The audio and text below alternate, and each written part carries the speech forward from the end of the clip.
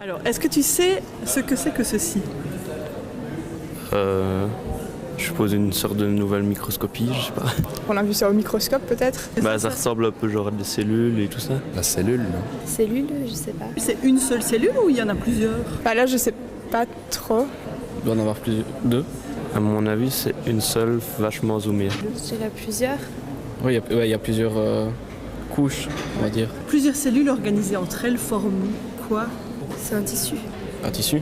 Dans quelle discipline est-ce que c'est utilisé, ce genre d'image? Je sais pas, en biologie, je sais pas. La biologie. En biologie. Biologie? Ou anatomie. Je sais pas. En micrologie. Non, Imagerie, microbiologie. Non, ça c'est le. la microscopie. L'histologie, ça te dit quelque chose? Non. Non. Ah, l'histologie. Ah oui, bah je savais pas. J'ai déjà entendu le nom, mais je ne m'étais jamais posé la question de ce que c'était. Qu'est-ce que l'histologie? Comme vous venez de le voir, l'histologie demeure une science difficile à définir, surtout pour des néophytes. Eh bien, pour savoir ce qu'est l'histologie, il faut tout d'abord comprendre qu'au cours du temps, les organismes sont passés d'une forme de vie monocellulaire à une forme pluricellulaire, pour aboutir à l'élaboration d'organismes constitués de millions de cellules organisées en différents organes bien distincts, mais restant en communication permanente entre eux. Notre corps résulte de l'intégration de différents niveaux d'organisation. Le niveau primaire est le niveau chimique, dans lequel les atomes se combinent pour former des molécules. Différentes molécules vont s'assembler entre elles et interagir pour former ce que l'on appelle la cellule, qui est, comme l'a défini la théorie cellulaire, l'unité d'organisation ultrastructurale de base des systèmes vivants. Une cellule est une unité de travail. C'est un être en soi qui naît, vit, travaille et meurt. Ces cellules se rassemblent pour former différents tissus. C'est le niveau tissulaire.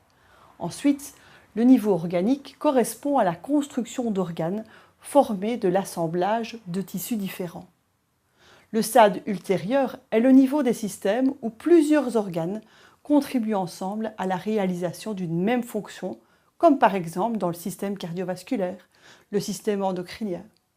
Le stade ultime est le niveau de l'organisme, dans lequel tous les systèmes sont intégrés.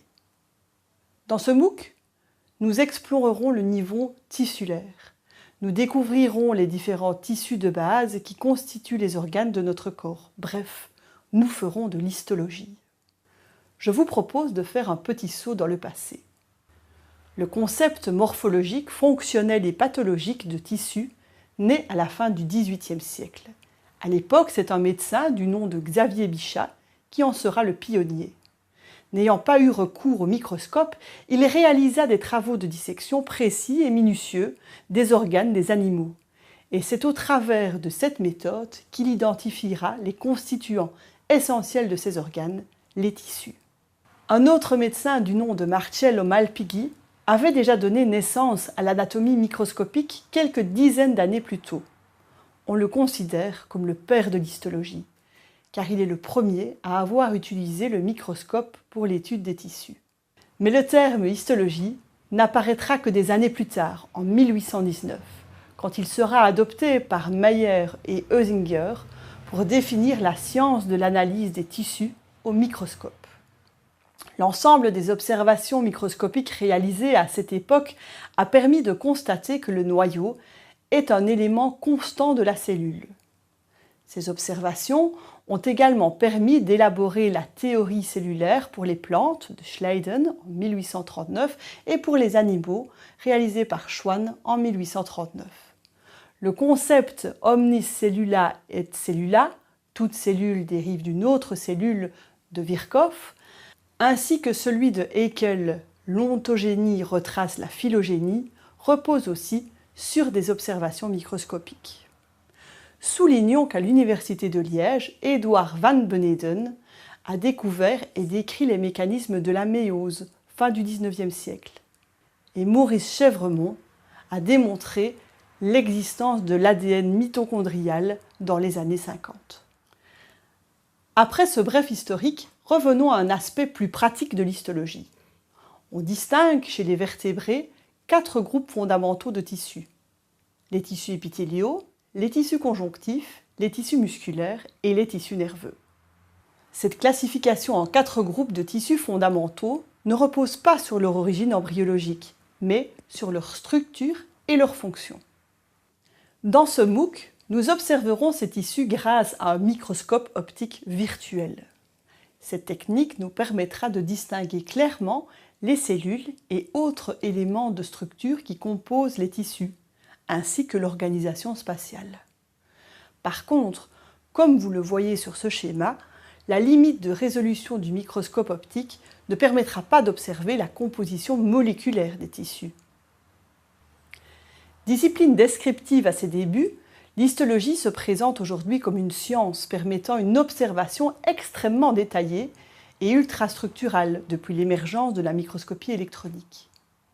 L'analyse de la dynamique cellulaire est également possible grâce à de nouvelles méthodes.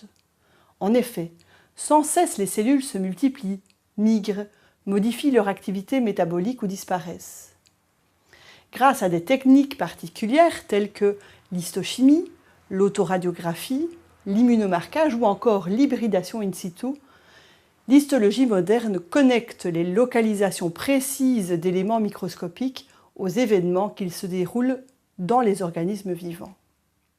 Elle permet dès lors une meilleure compréhension de la physiologie, mais aussi une perception plus précise des anomalies pathologiques, telles que dans les cancers. Lors de la séquence suivante, nous verrons ensemble comment techniquement il est possible de prélever un organe et de l'observer au microscope.